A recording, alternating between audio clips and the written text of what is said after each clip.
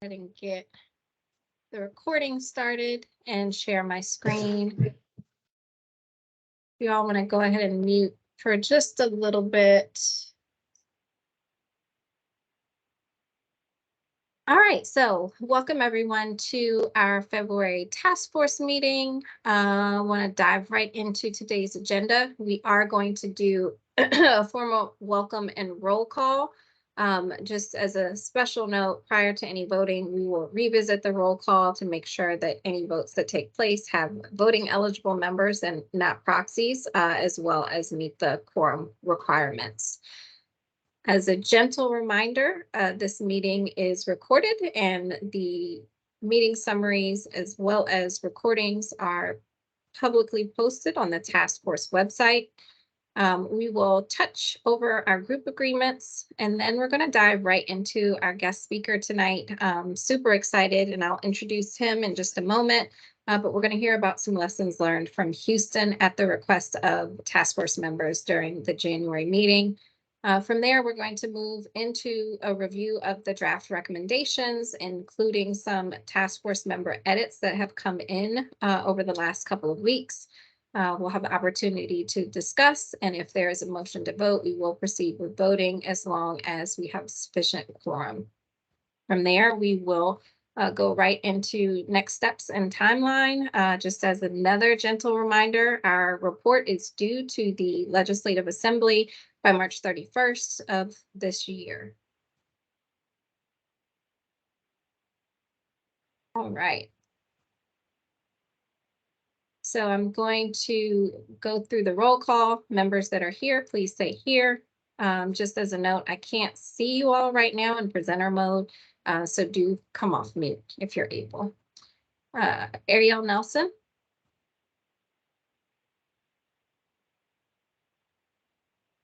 Jessica Pratt. Present. Welcome, Jessica. Jimmy Jones. Paula Hall. Present. Thank you, Paula. Welcome. Jennifer Parrish Taylor. Present. Thank you. Welcome. Katrina Holland. Present. Thank you. Welcome. Marisa Espinoza. Hello, present. Vanessa Timmons. Okay. Dolores Martinez. Hello, present. Welcome, Dolores. Nicole Witham. Hi, yes, I'm present. Thanks, Nicole. Alan Evans. I'm present. Thank you, Alan. Jill Smith. Present. Thank you, Jill. Senator Jama. Okay. Senator Anderson. Senator Campos. Present. Welcome. Thank you. Nitan, how many presents do we have? So that was 10. I did see Maria's name in the teams, but I don't know if you called that. Oh no, Maria might have gotten deleted off the slide. I'm sorry. I'm so sorry about that. Maria Vargas. Here, present. Welcome. Thank So you we for are that catch, at- Nitan. We're at 11, but only 9 voting members. Awesome. Thank you for that summary. All right, let's go right into our group agreements. Just as a gentle reminder, some of these discussions have a range of perspectives, so please give grace and forgiveness. Make sure you're taking good care of yourself, manage your boundaries, pets, kids, knitting, all of those things are welcome in this space. Try to be thoughtful and compassionate. Definitely take space, but also make space. We want you to openly share and support your colleagues as they openly share their experiences. Engage in lively conversation, even if it feels awkward, but we know we don't have that problem in this group.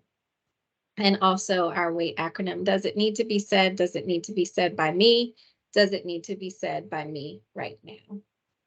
And I am extremely excited to have one of my colleagues and a great thought partner and leader in this space, Matt White, on the call today. Matt has graciously agreed to come share some of the lessons learned from Houston, Texas. And I'm going to turn it over to Matt, who can introduce himself.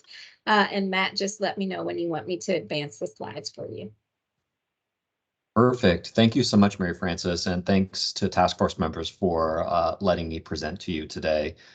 I'm Matt White. I'm a HUD technical assistance provider to the city of Houston, Harris County, and I'm going to be describing the work that Houston has undertaken over the past 3 years to address homelessness in their community. If we just advance to the next slide, I'll give you a little bit of overview of the Houston continuum of care. It's referred to as the way home. They've named their continuum of care the way home. It's essentially the city of Houston and the metropolitan area surrounding the city, which includes Harris County, but also Fort Bend County and Montgomery County. So it's a 3-county continuum of care. The vast majority of the population and the largest share of the homeless population lives in the city of Houston. I was a HUD technical assistance provider and asked by HUD to work with the city of Houston during the pandemic. So part of what we called a coach to help understand all of the resources that were available to communities to address the public health crisis and to help inform and support their response. Prior to my assignment to the city of Houston as a HUD technical assistance provider, I also had a separate contract directly with the city of Houston as a consultant to help them prepare a strategic plan. So this predated the pandemic, but the two engagements overlapped. So my role got a little bit intensive because I was providing both HUD technical assistance and I was a direct consultant paid by the city of Houston to help support their strategic planning process. During the course of community engagement and systems analysis related to the strategic planning is when COVID hit. So the planning expanded, my role expanded to include both long-term system redesign support and to help them address the immediate crisis of the public health pandemic. So I'm going to describe both of those functions in the next 5 or 10 minutes or so. And I'm going to quickly pass through a couple of topics that might warrant additional discussion, and I'll just note them.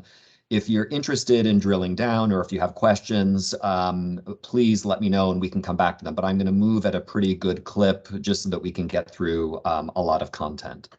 Next slide, please, Mary Frances. So a little bit of context for the city of Houston. When I was brought in, this was a couple of years after Hurricane Harvey. Houston was hit by Hurricane Harvey in 2017. This was a devastating Category 4 hurricane that created widespread flooding in the Houston area and displaced over 30,000 people from their homes and caused over $50 billion of damage in the Houston area. Many of the displaced residents took shelter in Houston Convention Center, downtown, a core part of the city, but they could not ultimately return to their homes due to extensive flood damage and damage to their homes. Houston set up a concept which we now refer to as Housing Central Command, or HCC. And this is a very rapid access response to help understand the needs of individuals who've been impacted by the hurricane and connect them to a housing strategy to move people back to independent housing. This concept of a Housing Central Command was replicated when COVID hit. Because of that history in responding to the first natural disaster of the hurricane, it informed Houston's response to COVID. Rather than expanding temporary shelter capacity in motels, Houston essentially emptied out their shelters and their homeless encampments by moving people to permanent housing. This was the model that they adopted following the hurricane, and they just replicated it for the public health crisis of COVID. There are 3 core housing strategies which rapidly expanded to manage this housing central command. I'll talk briefly about them: diversion, rapid rehousing, and a concept that they refer to as bridge, which is essentially a rapid rehousing bridge to permanent supportive housing for persons who are eligible for permanent supportive housing. I can talk more about each of these 3 interventions if you want more details about why they chose these 3 particular housing interventions. But it's important to note that each was dramatically and very quickly expanded at the beginning of the pandemic, and that informed their response. Next slide, please. A key to Houston's strategic approach was to consolidate all available funding and then execute what they refer to as braided contracts, where each contract includes funding sources from multiple funders. So the funders in the community are represented by the City of Houston, Harris County, and then to a large degree, private funding or philanthropy. And the slide lists all of the funding sources that were consolidated or grouped into sort of a common pot.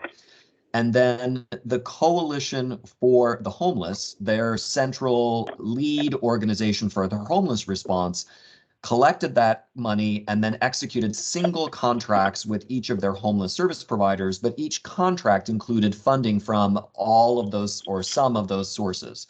And this was an attempt to accelerate the funding process and also consolidate monitoring and review and execution of the contract so that it could move more quickly. This was a key to their response, one of the keys to their response. The Houston plan on the next slide is referred to just as sort of in colloquial terms as CHIP or CCHP, the Community COVID Housing Plan.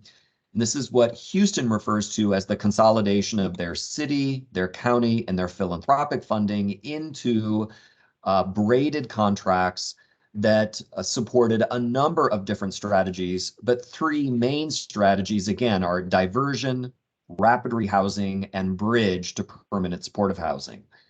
During the response to COVID, they contracted with 4 additional agencies to provide the intervention called diversion, 6 additional agencies to provide rapid rehousing, and 4 additional agencies to provide a bridge to PSH. And you can see here that that represents nearly 6,000 additional persons that would be served over a 2-year period through this CHIP plan.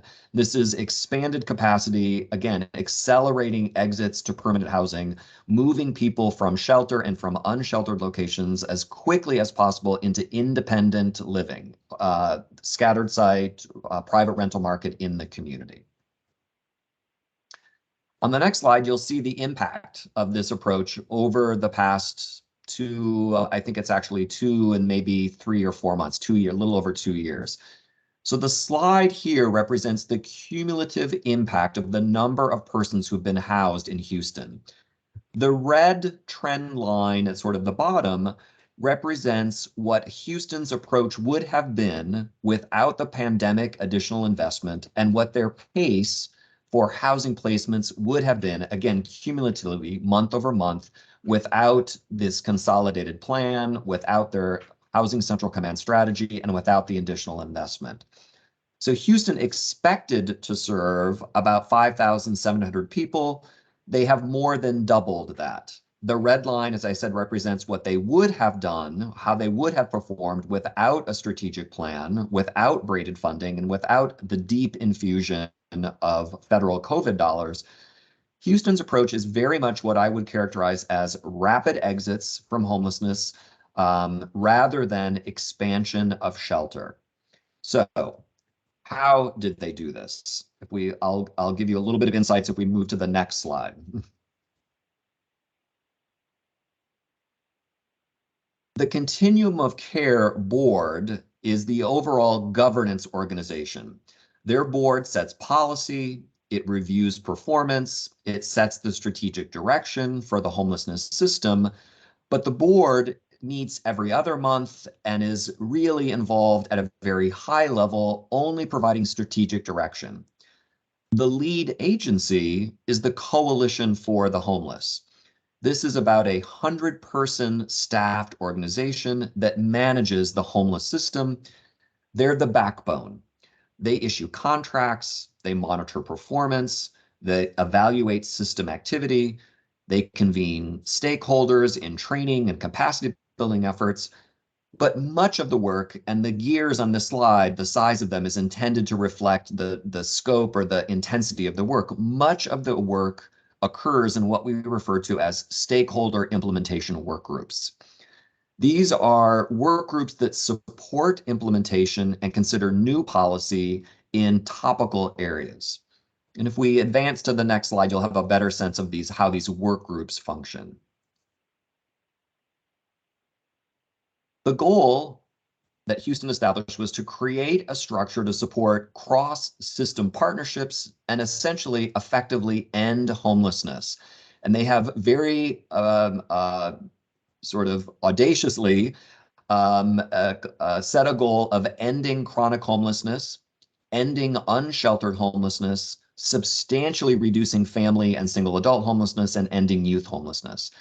And they believe that the only way to achieve those objectives is something called cross-system leadership.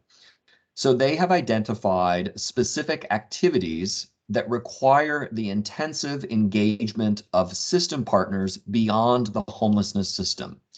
On the far left-hand side, you'll see a column that represents persons who are experiencing homelessness that require what we call a higher level of care. The homeless system is not adequately staffed or supported to respond to people with severe disabilities, late-stage chronic illnesses, and the engagement of the behavioral health system and the public health system and the hospital system is required to provide more intensive care for the very small percentage of clients in the homeless system who are not able to exit on their own and require this higher level of care. So there's a work group that's very intentionally focused on those kinds of partnerships and collaborations with external systems, external to the homeless system, to support people living in this assisted living kind of environment. The next one is access to treatment. A lot of the persons who are experiencing homelessness need detox or substance use treatment. They need additional mental health services. And those community-based resources are not often part of the homeless system. And so the homelessness system needs to coordinate, align their efforts with these external systems and ensure that persons experiencing homelessness have access to those community resources and are able to enroll in and participate in those community-based treatment resources. A focus of the work group that I was directly involved in is their encampment closures. About half of the people in Houston are unsheltered and are living in outside locations and sometimes very large encampments. And the Houston metropolitan area and all partners committed to ending unsheltered homelessness. And so they came up with an encampment closure strategy that, and we can talk much more about what that strategy is and how they deliver on that. And in just this past week, I was in Houston and they closed an encampment of 70 persons and all of them were moved to housing. So we can drill down on that topic if that's of interest to you and you want to hear more about that.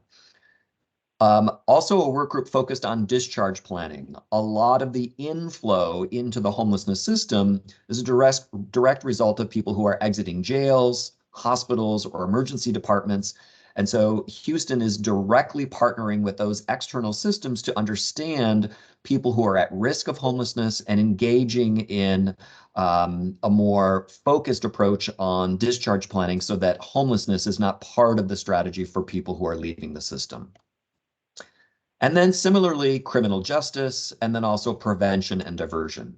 So each of these represents a work group that's staffed by the coalition, the backbone organization, but includes direct membership from community organizations, these external systems, designing strategies, service approaches, program design that is intentionally focused on supporting the goal of reducing homelessness, reducing inflow into the system, reducing unsheltered homelessness, and accelerating exits to permanent housing.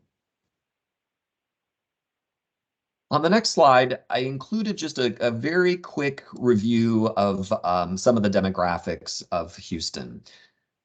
Houston is a community that about 23% of Houston residents identify as Black or African American.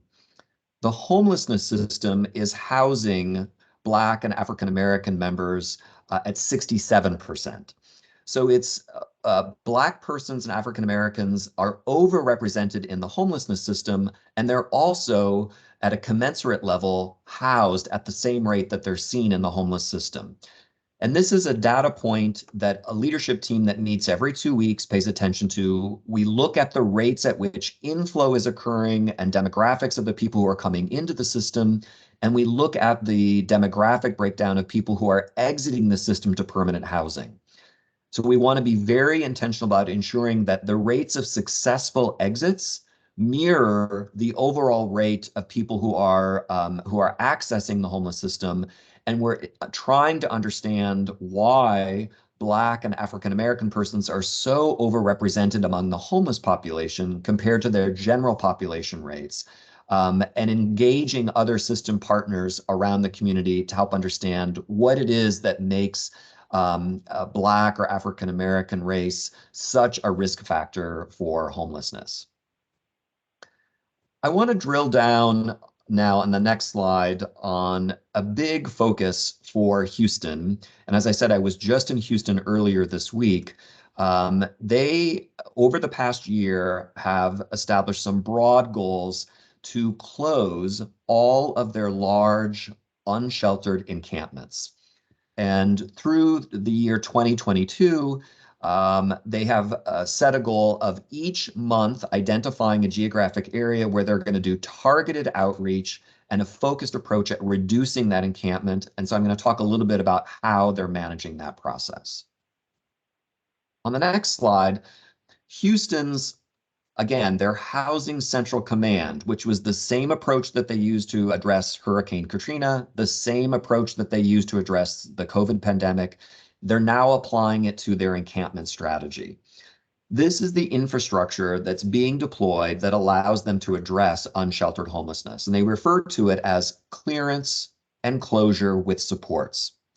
They identify a particular encampment and they send a variety of different outreach teams, different skill sets, different funding sources to go in and do intensive engagement with persons in the encampment.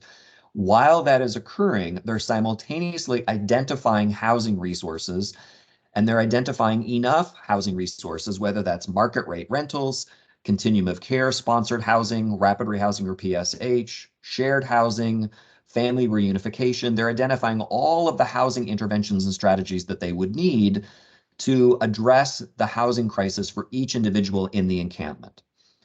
They do intensive outreach with law enforcement, behavioral health teams, other outreach teams that are homeless specific.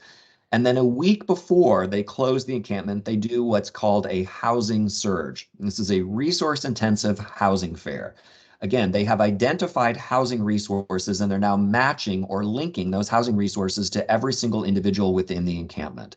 Everyone in the encampment gets housed as a result of this process.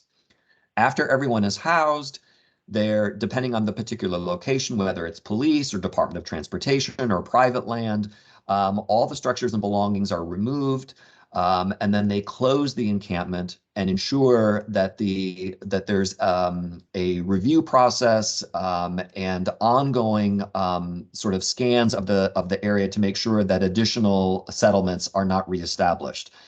Sometimes they do this with fencing. Sometimes they do this through police or law enforcement scans. Oftentimes, it's very intentional engagement with the local neighborhood or the business development district where the encampment was located. And as soon as there are individuals who are either bedding down or seem to be encampment, they send outreach teams out to engage them and link people to housing. This is a very intentional part of their strategy.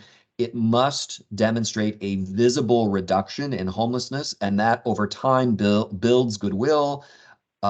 There's a clear indication among community members that the homelessness system is able to positively respond to unsheltered homelessness.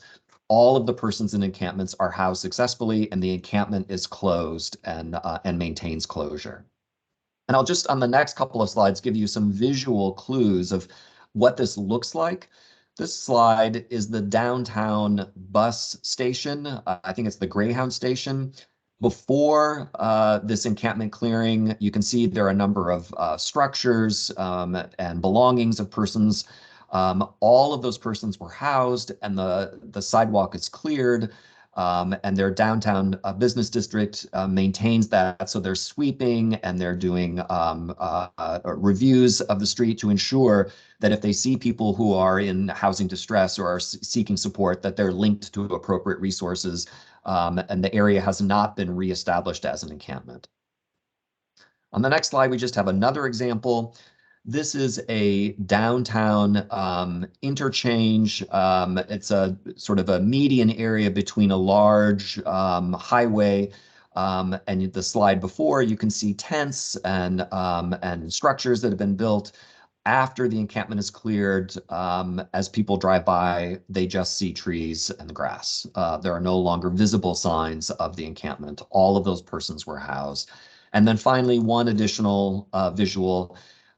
This is an area of an encampment that was under an overpass, and there were particular safety issues involved with this one. There was lots of criminal activity, and so law enforcement was a critical partner in ensuring that all of the people were engaged in a respectful way. Everyone was housed. But then after the encampment was closed, it maintains the closure through these frequent drive-bys and monitoring to ensure that that anyone who's seeking assistance or maybe bedding down there is linked to the appropriate resources.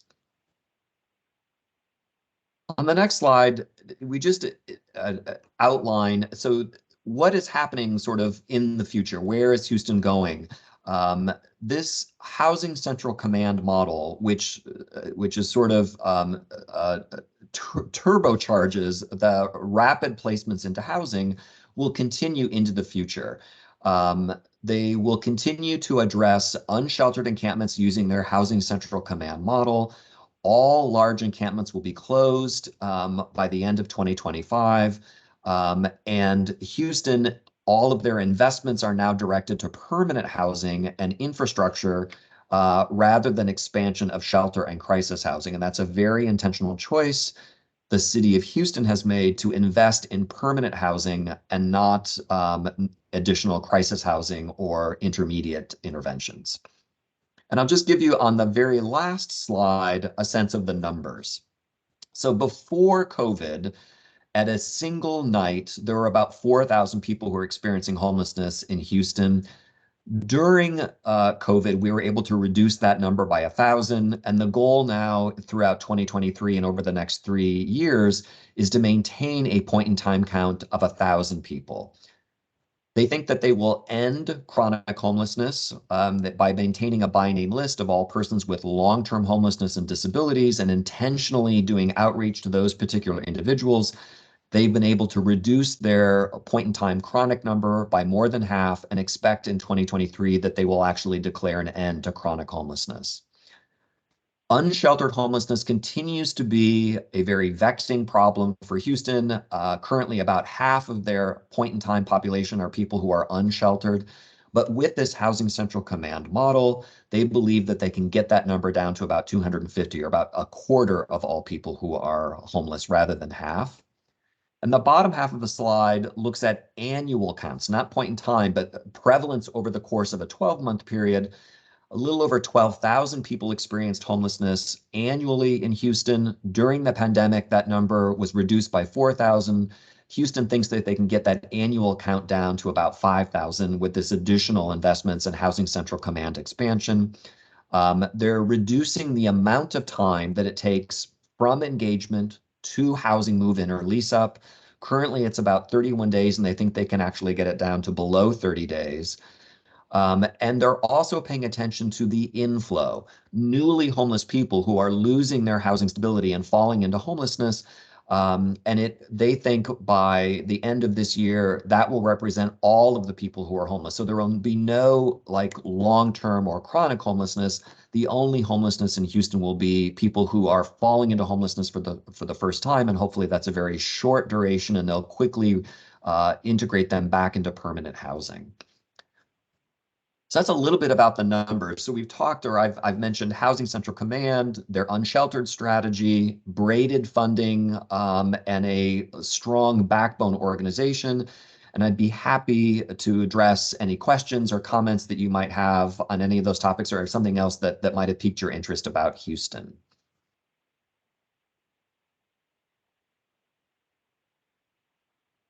Thank you so much, Matt. We really appreciate it. And folks, I know we've got one question from Jimmy in the chat.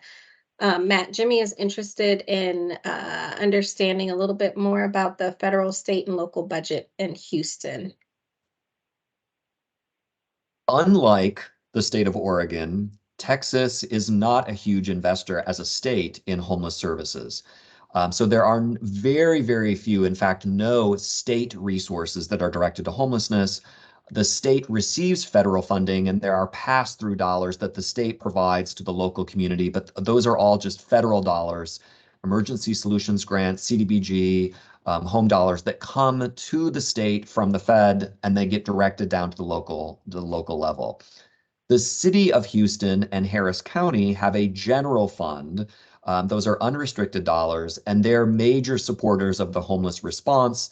I don't have the actual numbers in terms of the dollar amount that represents HUD, general dollars from the city and state, general dollars from the county, and then philanthropic dollars, but I can get those numbers for you if you're interested in that.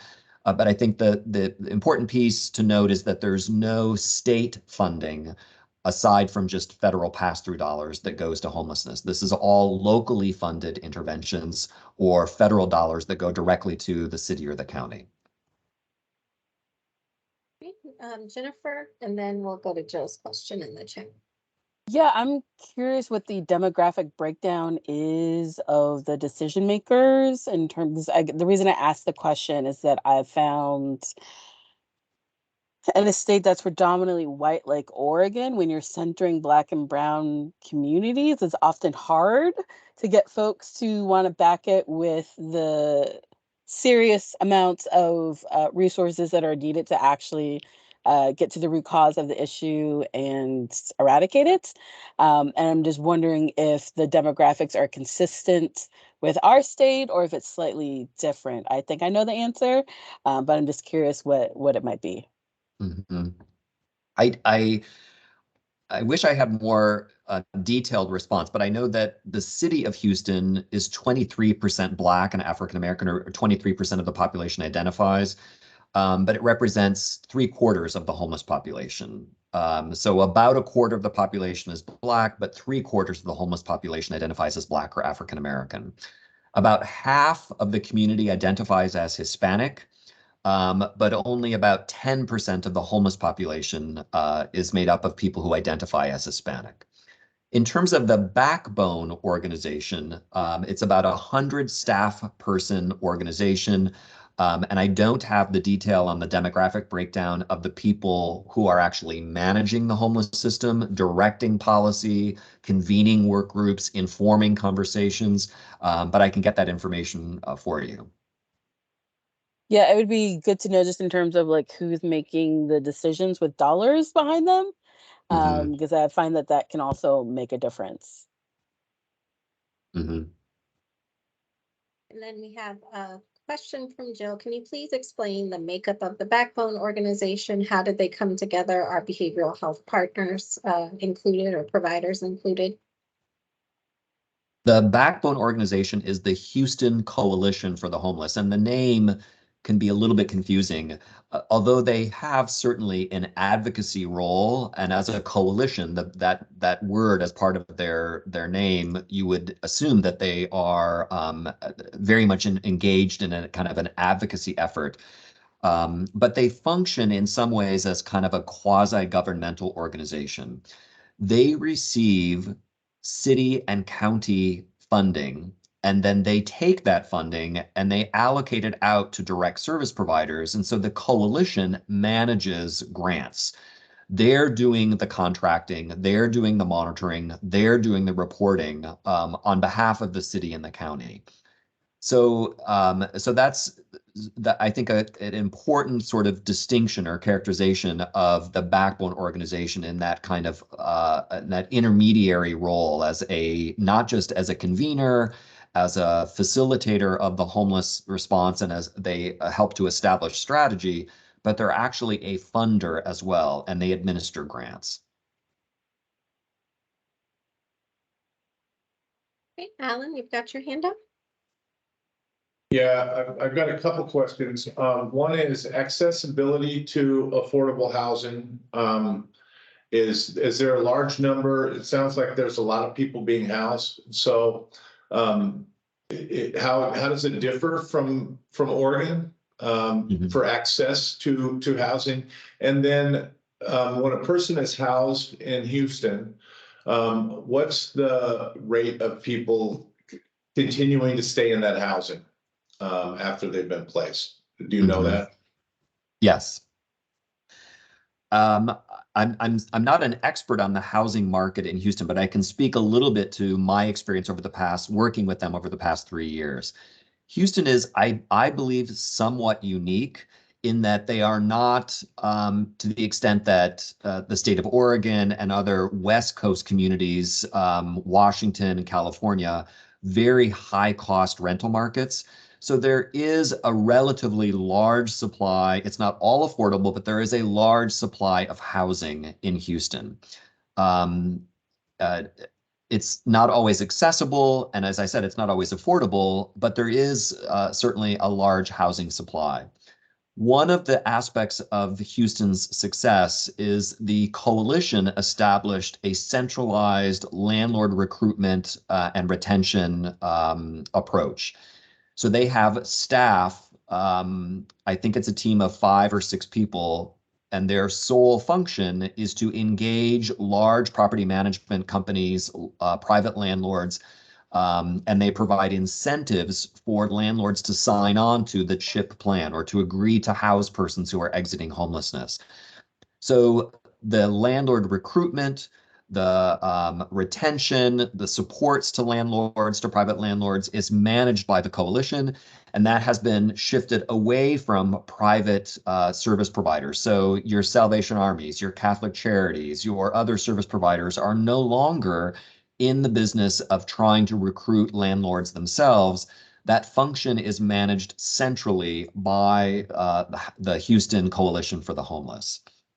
And I apologize, I've already lost the second question that you had. The second question was, do you track Yes. when people are housed? What percentage of people stay in that housing? Yeah. During the pandemic, Houston's response, and this mirrored, I think, most of the country, everyone received a 12-month lease upon lease up. So everyone was guaranteed 12 months of housing subsidy. So obviously, for the first 12 months, the retention rate is going to be quite high because everyone is getting subsidized.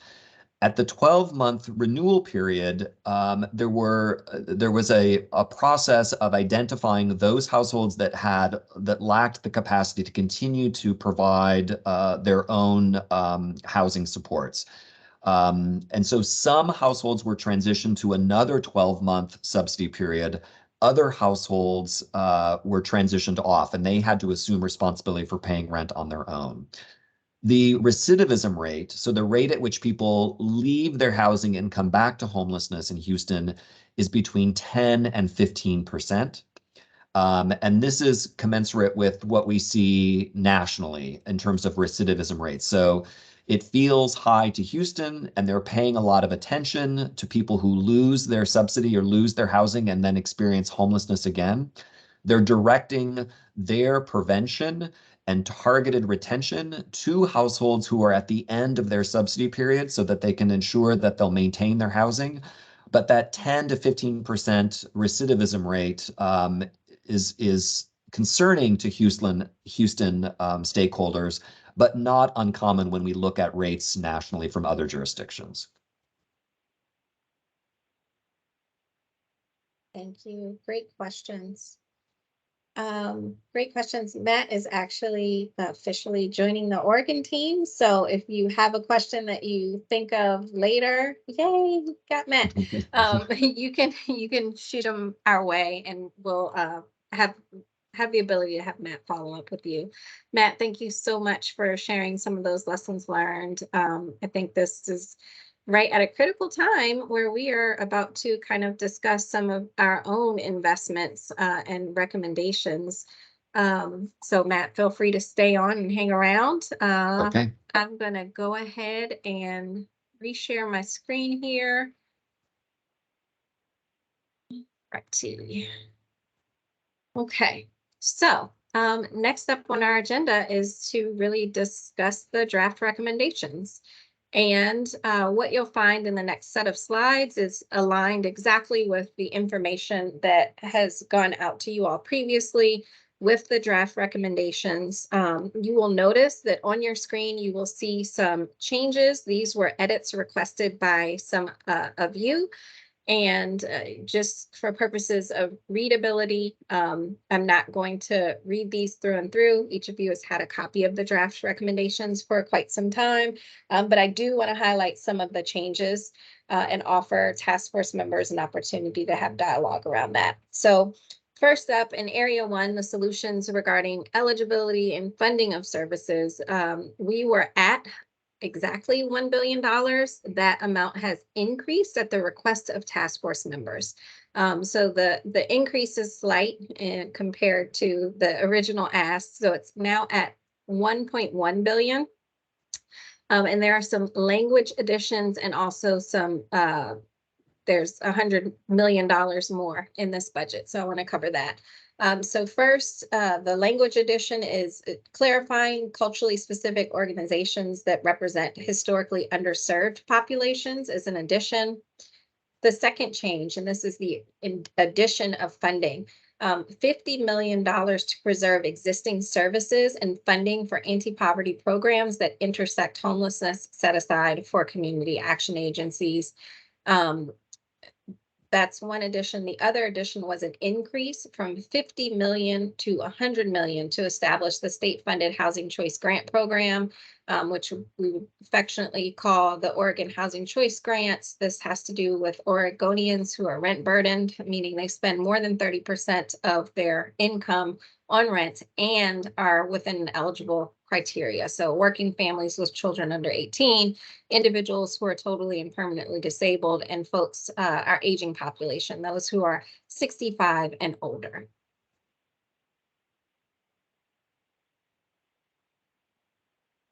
There were no additional changes on these two recommendations.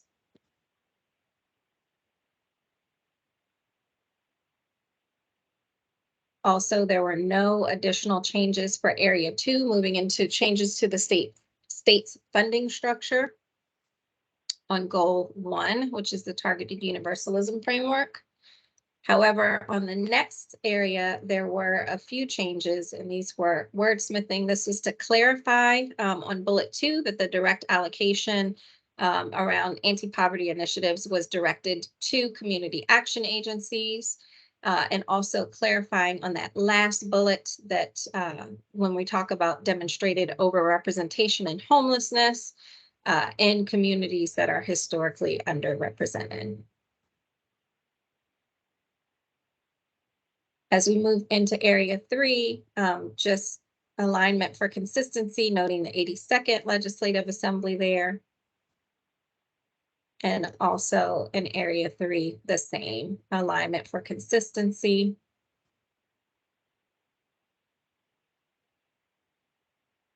Last recommendation, no changes there. So before we get into deliberations and potential voting, I do want to just discuss procedural processes. Y'all definitely have three options. You have the option to vote on all recommendations. You have the option to vote on each recommendation. You also have the option to say that you're not ready to vote.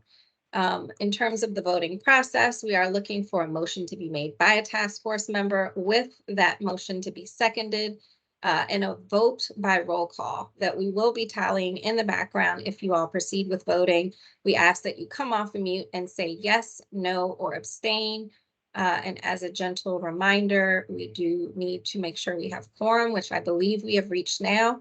And I'm going to stop sharing screens so that we can go right into deliberations or discussions or motions. And I see Jimmy's got his hand up. So Jimmy. Thank you, Mary Frances. It's good to see you again after just a few hours ago. It must have been a long day for you. The one thing that's not clear to me in the task force recommendations, and the only concern that I have based on what's represented there, is I really want to stress that in the final report and the final recommendations that this is recommended to be a permanent system, and that it's not a request for one-time assistance, because I just don't want it to be read by the legislature as a 1 year or 2023, 2025 situation. I want it to be read as a task force recommendation for a permanent replacement of the current system. Are there any members that object to that?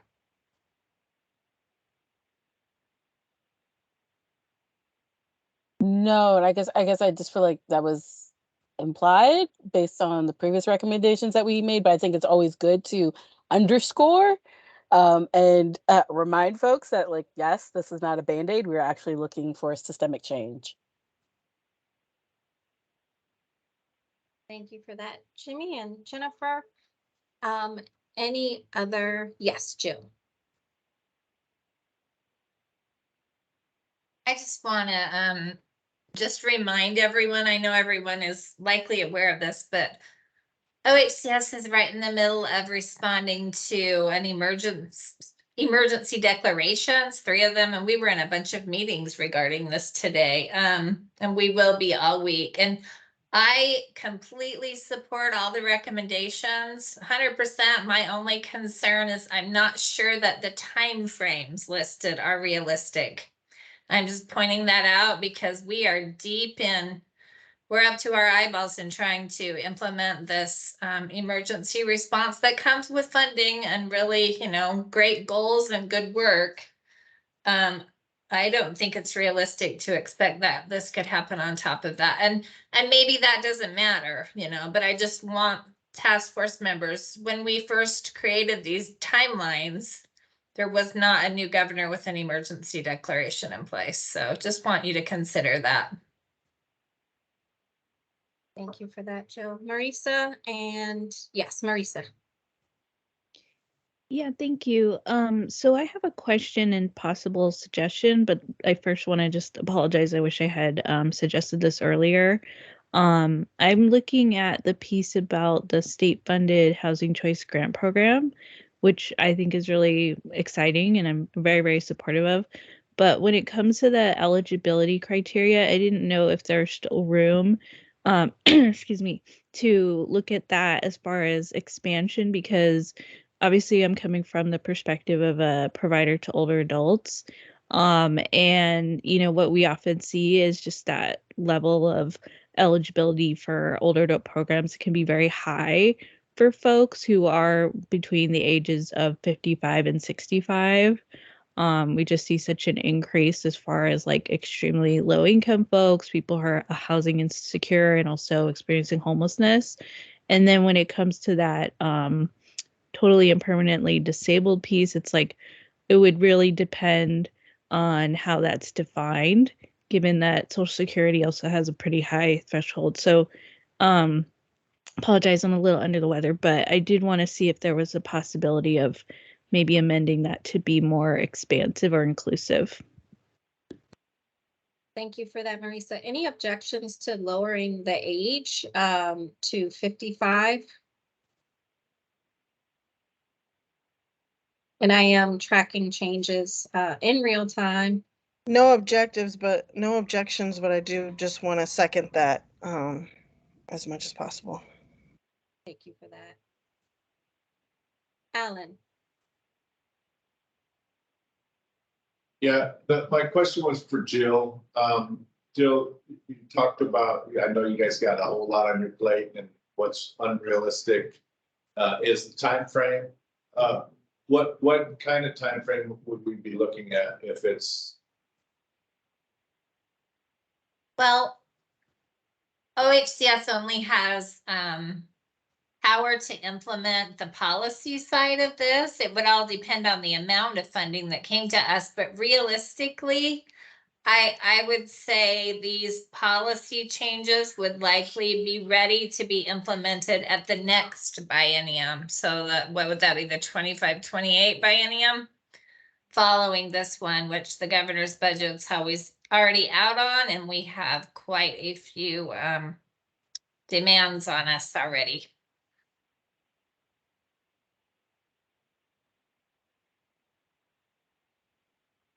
If I might ask from a facilitation perspective, Jill, can you clarify which timelines you're talking about? Are you talking about the budget ask, or I'm looking through some of the changes and I see there is a clearly defined timeline for the recommendation around obtaining a comprehensive grants and financial management system no later than December 2025. Is that the specific one you're thinking of, or is it? Because most of these don't have a timeline. No, maybe I thought I saw some timelines when you were scrolling through, and maybe I read them wrong, but that one I'm all in favor of. We could use that yesterday. So it must be this one, the one that is recommending that you all adopt a funding cycle on a biennium basis that follows this structure. Yes, yes. So what would be a reasonable implementation timeline? Because right now it doesn't express when this should be implemented. It just makes the recommendation. What are y'all thinking? I was just reading it as we're taking this before the legislation right away and anticipating this would happen within months following that. And maybe that's a mistake on my part. Maybe, it's just the next time that there's the next budget cycle. Do we need to define that, or do we want to just leave it open? I think we should define it. So what's reasonable for implementation?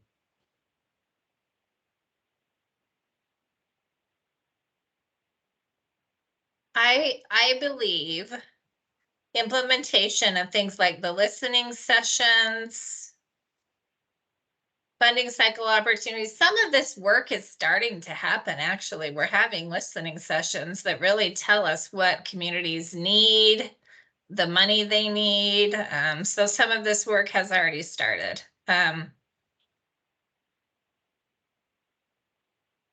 So I would say that reading this and thinking about it, we are already able to start implementing policy changes right away that may not apply to like the traditional master grant agreement that's ready to go out soon. But the majority of our funding isn't necessarily wrapped up in that anymore. So a lot of these requirements and changes are already being implemented through funding that the governor is proposing through this emergency declaration. So I think we would just have to think of it as rolling out over time, probably through the next biennium. Does that make sense? So just doing this in real time in our virtual meeting space. Does this work for folks? The funding cycle through or by the next biennium? Can you give me like years that we're talking about? Because like time doesn't mean anything to me at this point. So I need to know like what year are we talking about? Because what I don't want to have happen, excuse me, is that this becomes an academic exercise and like the implementation of the work moves further and further out to get to a point where it's like, oh yeah, we forgot to like really do this thing that we said we would do. So I think we can have flexibility, but I also want to have accountability. So whatever that sweet spot is, it would be helpful. Thank you. How's this reframe? The task force recommends adopt a funding cycle by the end of the 23-25 biennium on a biannual timeline to support . I think that's reasonable and something OHCS could do. By the end gives us until June 30th of 2025, and that is reasonable. Okay, and Mike, it would be great if you could hop on to provide some of the program's perspective. Yeah, yeah, I think Director Smith is right on in terms of like the timing for when these pieces roll out. I guess what I would say too, and I think we're sort of getting at this, that in the 23-25 biennium, we're already looking at it from that structure perspective. We're thinking about the funding the continuums of care and really working with that system. We're already working with community action. I think really trying to think about which programs we're wanting to phase in first might be one way of thinking about this problem too. So like an example is like, because we're already doing many of the things that the task force is recommending, we might want to phase in the formal structures in a sort of timely way. So one way of thinking about this is that by the end of the 23-25 biennium, like we have here on the screen, we've gotten all of the changes ready and prepared. But during the 23-25 biennium, we're not waiting around and sort of wondering like what's happening, that you all would be asking the agency to start the engagement process to define what these programs do, to work on with culturally specific organizations and people with lived experience, how the programs need to be designed and built so that we're not sitting around making up programs with just the state's perspective alone. So I guess I see the opportunity here is we're through the executive order and through the strategies we've already got in our budget for 23-25 through the governor's recommended budget. We're doing many of these things already, but we need the task force to sort of recommend and give us direction around the engagement and design process for many of these structures and programs. I think that's where we spend the next period of our time together. But then kind of to Jennifer, your point, how do we not make this an academic, lengthy, engagement exercise? I think we can think about, is there specific programs that are so urgent, so needed that we're not doing right now? And I think about the structure pieces, the culturally specific organizations, like that is a portion of some of the funds, that is a portion of some of the things we're doing, but it is not something that is a standalone freestanding program that we've designed yet. Maybe your request is that the culturally specific organization program is stood up immediately in the 23-25. So some balance there where we're thinking about the longer term pathway, but then also, getting things started with maybe a smaller program ask in this next biennium. So I think the balance here is how do we phase in the change to make sure that we're not completely upending the system all at once, and we're still moving the needle, moving the ball forward. So hopefully that is somewhat helpful and just gives some food for thought around ways to structure this. Thank you, Katrina. Thank you. I still have a different question, but I just want to respond to Mike's suggestion. I think that would be a great recommendation. I don't know how folks feel about that, of maybe amending area 2 where it talks about the funding allocation to stand up culturally specific funding opportunities in the 2023-2025 biennium. And then perhaps some language that talks about, evaluating and reframing over time, as we identify strengths and weaknesses and, other things like that. So I would advocate that get included in area 2. And then I had just a couple of clarifying questions. One is, where will these recommendations live? Which Senate or Housing bill? Is it going to happen this session? What was that? That's a great question, Katrina, and I don't have the answer to that. I think if we look back to last year, when we submitted in January, HB 4051, and during the short session, responded to the recommendations, and being as though this is a long session, I would imagine it would come out in another House bill potentially. I can weigh in on that a little bit if it's all right, Mary Frances. And I see Leanne Knapp on the call as well, so Leanne can jump in here from our government relations perspective. But so OHCS, during our agency request budget process, we set aside what's called a placeholder bill. That placeholder bill essentially is very open. It just says relating to homelessness at this point. And so we're the next step here after recommendations would be essentially working with legislative support to ensure that the recommendations are supported into that bill. So we have that vehicle already, and we're essentially waiting for the recommendations from the task force. Does that make sense, Katrina, in terms of the structure? Okay. Yes, it does. This is probably a little bit further, and I apologize, Leanne, if I'm getting too deep into your strategy. But one question I did have is, which committee will it live in? That is definitely outside of my wheelhouse. Leanne, are you available to? I am happy to weigh in. Right now the placeholder is housed as a committee bill for Senate Housing. Okay.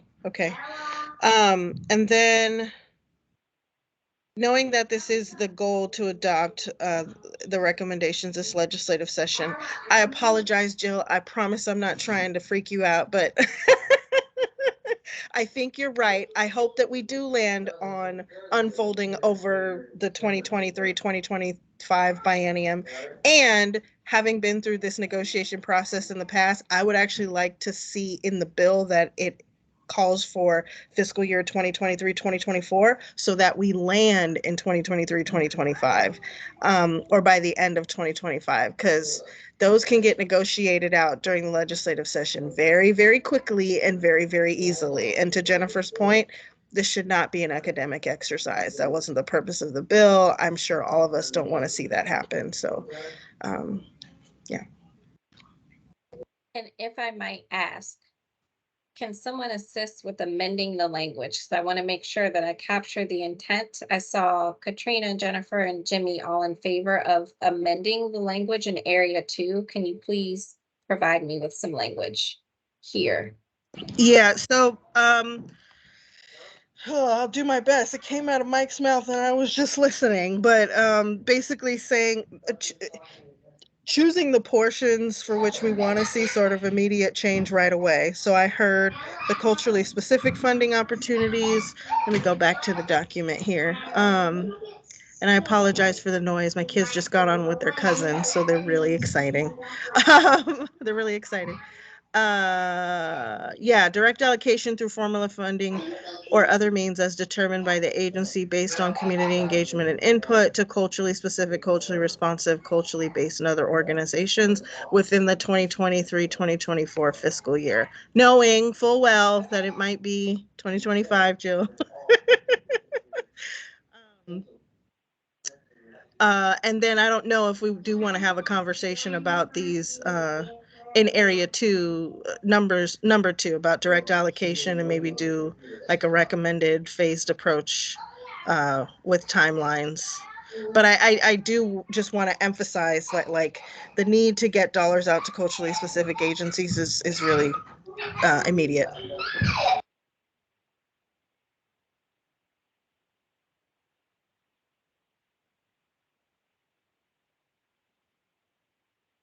I'm gonna go back up to the top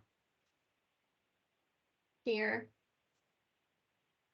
So I've made the following changes in real time.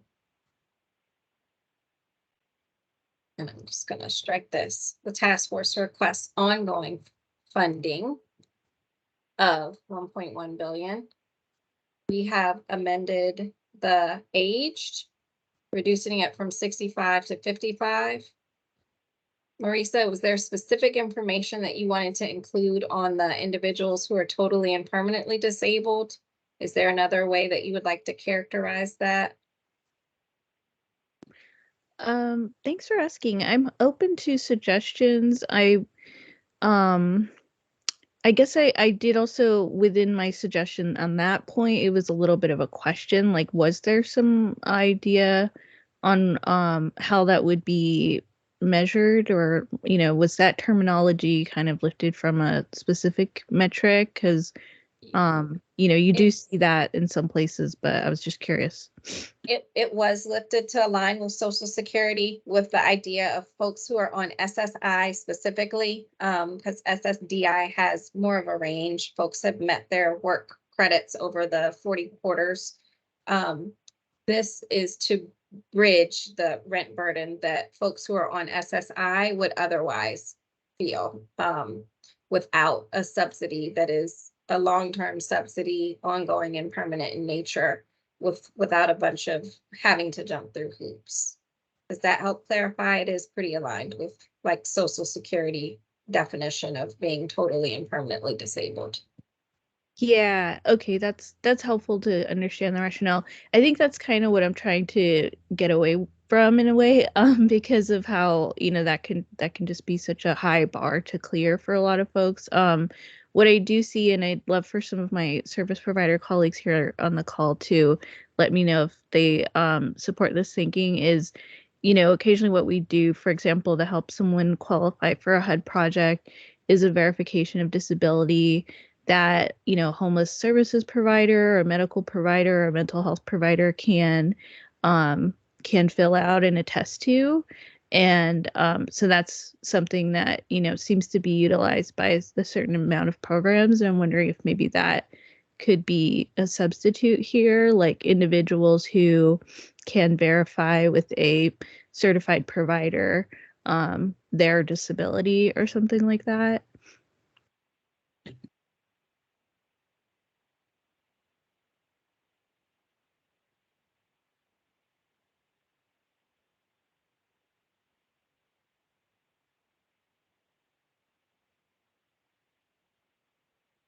And it looks like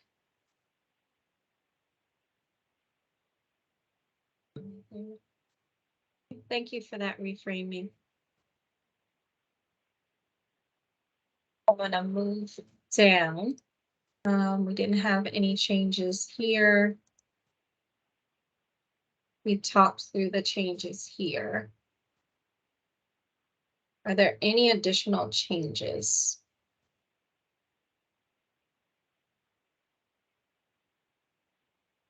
If not, are there any motions to bring these recommendations as amended on the screen to, yes, Jennifer? Can I ask a potentially dumb question, because I don't know where this fits in. So as we've been preparing for the session, we've been writing a lot related to the housing bills that are out there. And so I'm learning more about like the Fair Housing Act, especially the work that Marsha Fudge did during COVID with housing vouchers and returning citizens. And I'm just curious, none of the kind of recommendations that I see is there anything related to folks who have a felony who are trying to access housing? And I'm just wondering, is that outside of our purview, or should that be included in this? Because they're going to be disproportionately Black and brown, and often can't access public housing because of the limitations on qualifying for those housing vouchers. So if I might point to everyone's attention under this first recommendation, there are reentry-based operators that are explicitly called out. Would we like to strengthen that language as a part of the set aside? I think it should be reflective of, I think she put out a, Returning citizens. yeah, she put out some guiding, not requirements, but like ask that, the agency review its policies to see if they can reduce barriers to access for returning citizens. And I can follow up and send you, I can look for it now if that's helpful. But I think it should be reflective of the changes she asked for during COVID, because that will be the most recent kind of push for reevaluating policies to make sure, quite frankly, they're not racist and that folks can access housing vouchers in a way that gets them housed where previously might not have. So this would be actually separate from like actual funding for returning citizens or organizations that serve returning citizens. This would be more exploring and investigating what the Reviewing their barriers are. practices, reviewing their practices, their current practices, and seeing if they are contributing to the barriers to access for returning citizens. And again, I don't know if it lives in this process that we're doing or not. So that's why I posed the question. And I defer to folks who are actually providers and do this work. So. Ariel? Oh, I'm sorry. I had something for after this point, a different question. I didn't want to get in the way of this suggestion or discussion, although I support what Jennifer put forward. Yeah, I think I support what Jennifer put forward as well.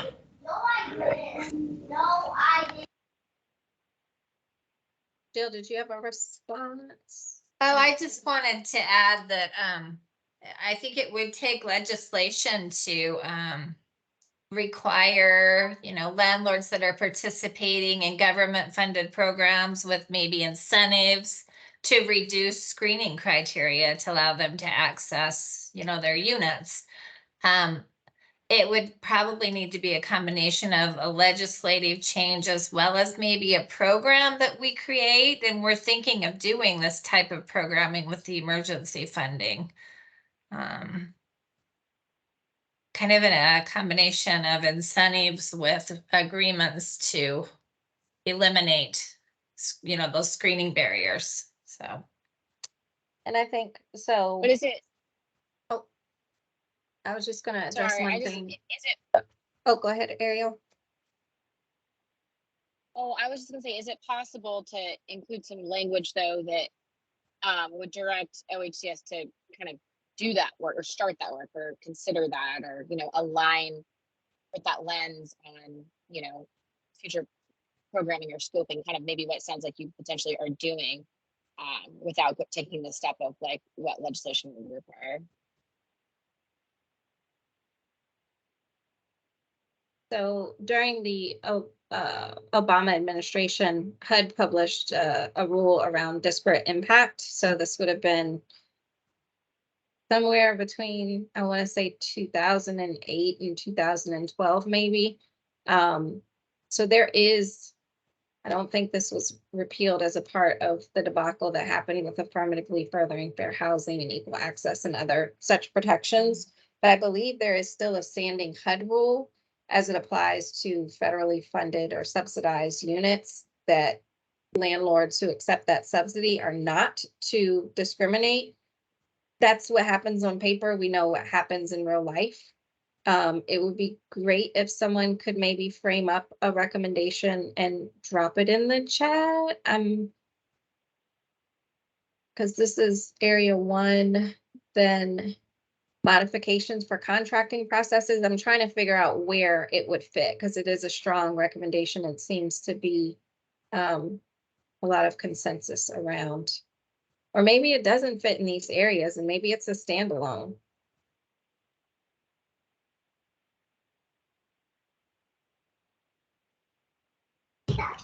Maybe in area 1 in that list, just say folks exiting incarceration. In this list right here. Mm-hmm. Does that capture what you're intending to get at, Jennifer? Yeah, and I'm trying to find the actual release. What I shared is not populating, so I will find it, and maybe that can also help with some framing. Um,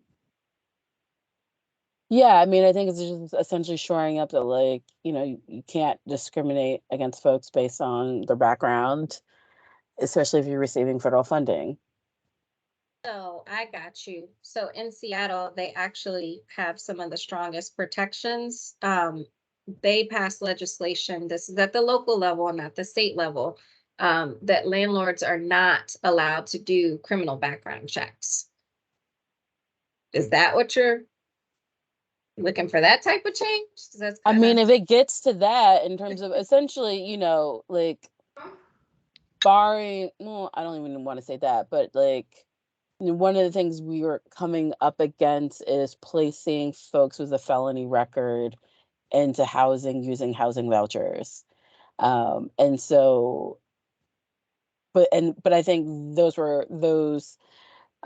definitions of who qualifies were predicated upon a policy that hadn't been updated, my understanding, uh, based upon kind of the new directive from Marcia Fudge to say, look, you need to go back and reassess your policies and make sure they're not discriminatory. I don't want to take up too much time on this because I know with some other work to do. It was just a question that I had.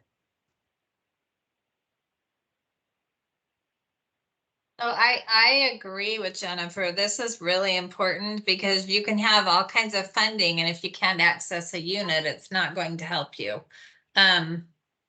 And I know the disparate impact rule that you're referencing, Mary Frances, requires landlords to do what a housing authority has to do. They have to offer the ability for people to have an informal hearing and have reasons that they would, if somebody completed a program or something, they have to admit them. But it's so easy for landlords to skirt that requirement. I do think we should add something about reduced screening criteria in the event that state or local or federal funding is accepted. There's just an additional layer that y'all might want to consider. So within HUD is the funder, and they defer local autonomy to establish administrative plans for public housing authorities. So all of the public housing authorities in Oregon have their own administrative plans, which generally are 500 to 600-page documents and generally have to be signed off by like a responsible entity, which it could be city manager, city mayor, someone that's an elected official and a board. I don't know how feasible it is to provide a directive to public housing authorities that are actually the entities that are responsible for exercising the flexibilities that HUD gives them the autonomy to exercise. And I'm just not sure how to frame that. I want to be able to provide framing. I'm just not sure how to go about it. Well, then I guess the question then becomes, though, are folks exercising that flexibility? And I don't know the answer to that. I can tell you, Exactly. I've done EHV work, the 70,000 EHV emergency housing vouchers. We've done a lot of work. There have been some communities that exercise all of the waivers and some communities that are like, nope, you can have your vouchers back. We don't want them because we are not going to use this model. So I think it's tough, but I do think we have an opportunity to strengthen here returning citizens who are at risk of homelessness and the call out around the flexible funding for the Oregon Special Needs Assistance Program. Oh, you're referring to the landlords and not the PHAs.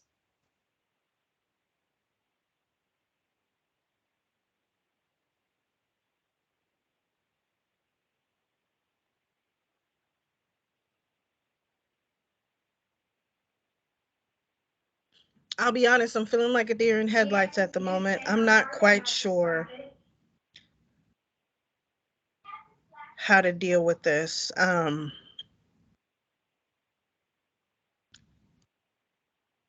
it's not worth it for $100, so no. Because, well, I'll just, so there's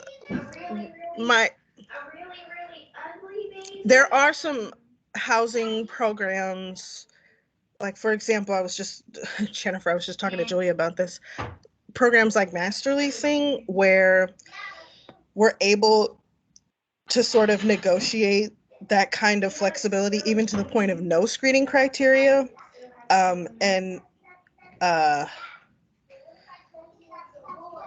just what you're saying, Mary Frances, where some folks are saying like, no, we don't want to participate in this because we don't want to limit ourselves, or we want to be able to screen however we want, or do whatever our local administrative plans.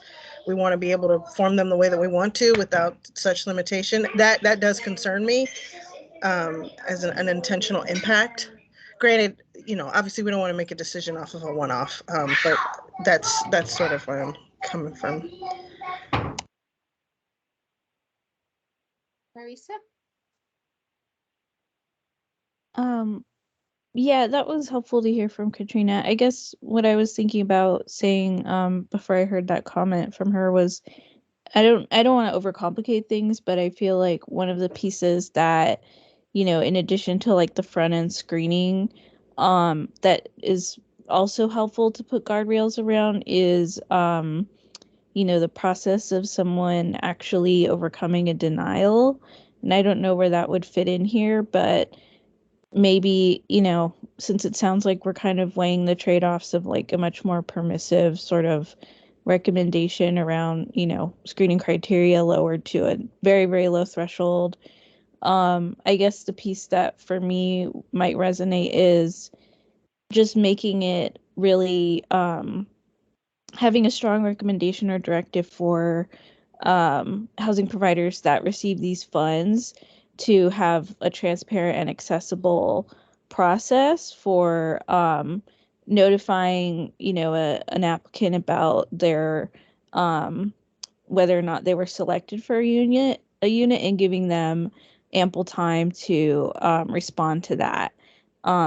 So as, like a local example, there's, the fair ordinance in the Portland metro area, and that kind of gives pretty clear guidelines around what happens when someone, is denied in their ability to provide supplemental evidence and things like that, which aligns, I think, with some of those HUD recommendations.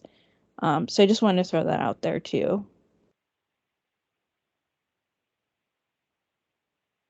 Well, we have about 4 minutes left for this evening, and it sounds like we're not going to be doing any voting tonight. So I guess you all can submit these recommendations to the repository that we will go ahead and keep open. And we will need to come back in March to have a vote, unless you all want to vote on these items and then submit and do another vote in March. Mary Frances, if we want to get something into a bill, we probably need to move now, because we're going to run up against filing deadlines and moving forward deadlines and all sorts of things. If we come back in March, this isn't getting done in this session, very likely. That motion, Jimmy, to take a vote. Yeah, I'll make a motion. I'd like to make a motion to approve the recommendations as amended this evening and represented on the screen. It's part of our report to the legislature. I'll second that. Okay, we're going to do a roll call vote. Nitan, are you ready to do tallies? Yes, I'm ready.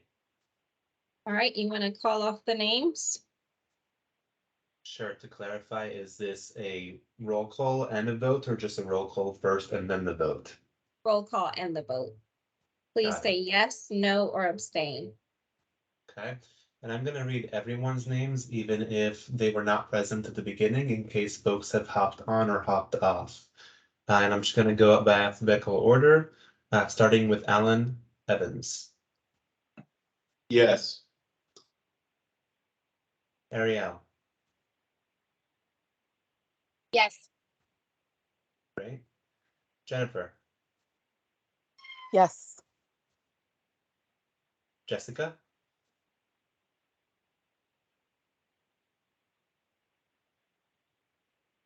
Hey, I think I'm going to abstain for now. I feel like maybe I don't fully understand all of them, and since we didn't go through them one by one, I don't feel prepared. Thank you. And Mary Frances, if at any point, no one is responding for like a solid amount of time, just let me know so I can mark them as not present, because I'm not keeping watch of the chat or anything like that. Jill Smith, Yes. Jimmy, Yes. Katrina, Yes. Marissa, Yes. Nicole, Yes. Paula, Yes. Senator Dick Anderson,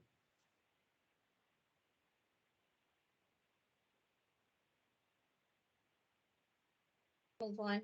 You can move on, Tom. okay, Senator Jama,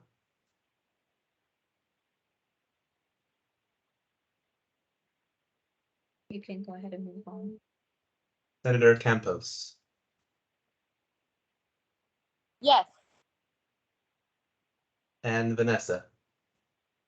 Yes. Thank you. There were, of course, a few more members on the task force, but they are not eligible to vote given to the bylaws and procedures. All that being said, we have 11 yeses, 0 nos, and 1 abstention. And so all the recommendations, including the revisions that were made today, are passed.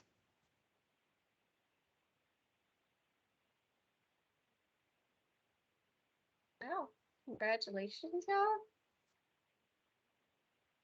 Yeah, Marisa, you got your hand up?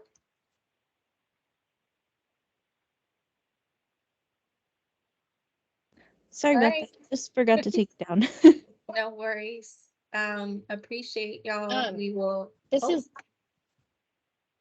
sorry, yep, this is Sarah. there I you just go. want to thank everybody and thank Jimmy and Katrina for getting us to vote. Because I think we're all eager to see something happen this session and to, get this work started. I'm curious if we can have, I think March might be too late, if there could be a conversation even about how we can all coordinate on shared advocacy behind these recommendations and help communicate them to the legislature.